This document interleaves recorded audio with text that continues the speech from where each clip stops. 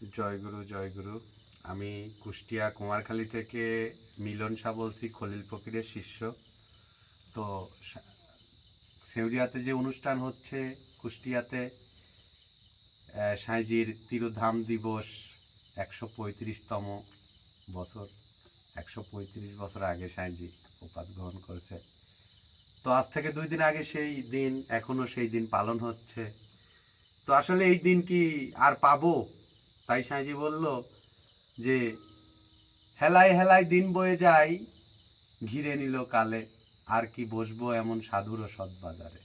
তো এই সৎ বাজারে যারা এসেছেন তারা সাঁইজির কাছে একটু প্রার্থনা করবেন, সাঁইজির কাছে সাঁইজির দর্শন নেবেন। প্রার্থনা স্বরূপ তো একটা কেমন একটা বিষয়, দর্শন নেবেন। আপনারা সাঁইজির দর্শন নেবেন, দেখবেন খুব আনন্দিত থাকবেন, সুখী হবেন। জয় গুরু। একদম।